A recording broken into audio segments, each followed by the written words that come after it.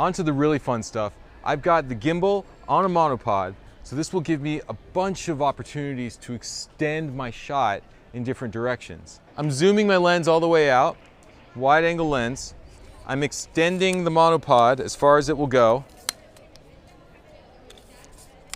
And now I'm going to get a jib shot where our hero character enjoys the city and we rise up over his head to see the street beyond. Ready? Enjoying the city? 3, 2, 1, action.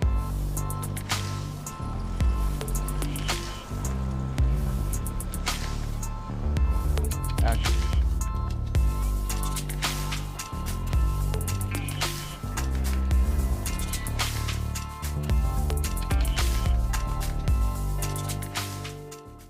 The motion I was using is the same kind of motion I use for every gimbal shot, where it starts off slow on the movement, speeds up in the middle, and slows down at the end. That's something you really need to keep in mind when you're using a monopod, because it's so easy to have jerky starts and stops to your shots, and then you can only sort of use the middle portion. You can't really use the full sweep of the shot. So you might have to cut out the best part, which is, let's say, the ending in this case, where you get to see the whole view around him, if you don't perform the S-curve correctly.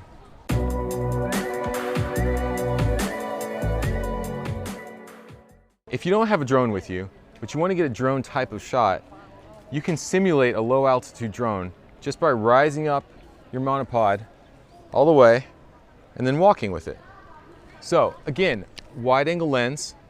I've got it in chicken head mode. It's not following any of my movements. It's locked off. And I'm going to rise it up so that there's a building on the left-hand side of my frame. Having a building or some other object pass the shot as you move will enhance the sense of motion. If you have more foreground objects passing by, it'll feel like you're going faster. I'm tilting my monitor down like this. This gives me a little bit of a fighting chance of seeing what I'm shooting. I still won't be able to see it very well, but it's better than nothing. So tilting the monitor down. Okay.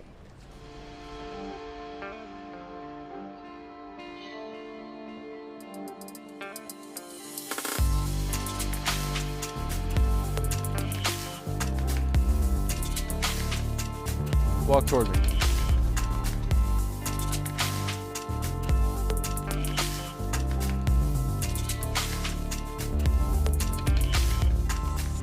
Okay, that's good. A lot of people think they need some sort of a special monopod to do these shots. I found that really, as long as the monopod can handle the weight, it doesn't really matter which monopod you use. You just don't want to see too much of a bend in the monopod as you walk. That means that it's not strong enough to hold the weight, and it might eventually break, or you might just lose your balance and drop it. But one feature I do like is these latches, which I find to be much more reliable than the type where you have to unscrew it and screw it again. When I have those screws, I always get confused as to if it's tight or if it's not tight, and I make mistakes. And sometimes I will think that I've tightened my monopod, then I'll extend it, and suddenly it'll collapse on me. So it's much clearer with the latch. It's either open or it's closed.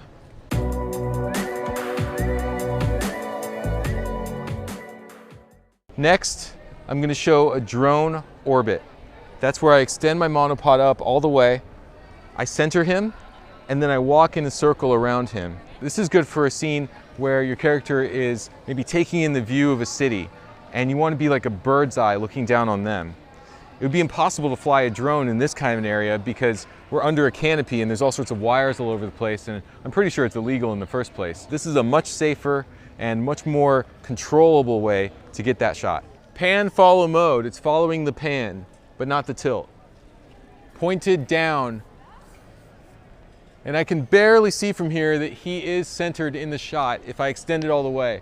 I'm just kind of guessing where he's going to be, adjusting the tilt, moving it up, seeing if it's in the correct position. It's kind of guesswork because I don't use an external monitor. Okay, are you ready? You're just going to stand there and look around. Don't look at the camera, but kind of look just below the camera as you're scanning the area around you. You're like, wow, look at the tops of these buildings. It's beautiful. Ready, action.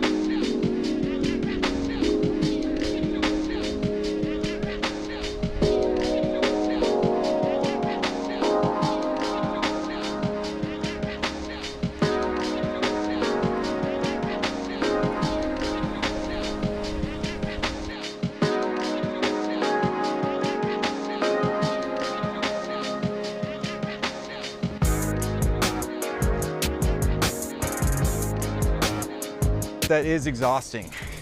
If you're not in good shape, you probably don't want to be using gimbals all the time. So next up, I'm going to do an improvised shoot with this gimbal so you can see how I work in the real world. So I'll catch you there.